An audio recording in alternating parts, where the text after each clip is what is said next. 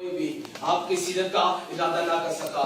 صدر ذکار ہر شخص کی سیرت کا آغاز ہمیشہ اس کی پیدائش کے بعد شروع ہوتا ہے۔ آدم علیہ السلام کی سیرت کا آغاز ان کی پیدائش کے بعد شروع ہوا۔ یوسف علیہ السلام کی سیرت کا آغاز ان کی پیدائش کے بعد شروع ہوا۔ نوح علیہ السلام کی سیرت کا آغاز ان کی پیدائش کے بعد شروع ہوا۔ یعقوب علیہ السلام کی سیرت کا آغاز ان کی پیدائش کے بعد شروع ہوا۔ ابراہیم علیہ السلام کی سیرت کا آغاز ان کی پیدائش کے بعد شروع ہوا۔ لیکن آقا دو جہان سرور کائنات فخر موجودات آمینہ کے لال جناب حضرت محمد صلی اللہ علیہ وآلہ وسلم کی سیرت کا آغاز تو اس پوری انسانیت کی پیدائش سے پہلے شروع ہو گیا۔ سبحان اللہ۔ بلغل اولاب کمالہی بلغل اولاب کمالہی کشفت دجاب جمالہی حسنت جمیع خصالہی صلو علیہ وآلہ صلو علیہ وآلہ۔ جناب صدر، آپ کی پیدائش سے پہلے یہ پوری دنیا جہالت کے اندھیرے میں ڈوبی ہوئی، آپ مکہ میں پیدا ہوئے، آپ کے آتے ہی اس پوری دنیا میں نور ہی نور پھیل گیا۔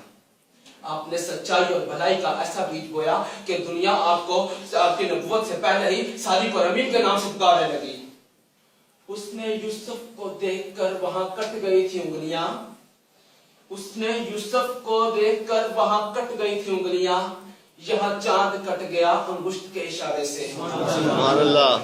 جناب صدر، آپ صلی اللہ علیہ وآلہ وسلم صبر و تحمل اور حسن اخلاق کا مکمل ہے۔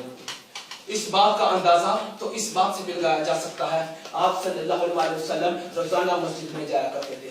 ایک عورت آپ پر پورا کرکٹ پھینکتی تھی، لیکن آپ اپنے صبر کی وجہ سے اس عورت کو کچھ نہ کہتے۔ ایک دفعہ اس عورت نے پورا کرکٹ نہ پھینکا تو آپ نے لوگوں سے اس کے بارے میں معلوم فرمایا۔ لوگوں نے فرمایا یا رسول اللہ آج وہ بیمار ہے، تو آپ صلی اللہ علیہ وسلم اپنے حسن اخلاق کی وجہ سے اس عورت کا حال جاننے کے لیے اس کے گھر پہنچ گئے۔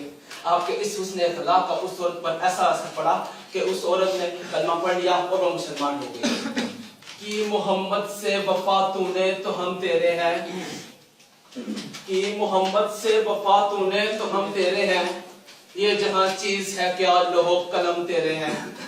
جناب صدر، آپ صلی اللہ علیہ وآلہ وسلم کی زندگی ہم سب کے لیے بہترین نمونہ ہے۔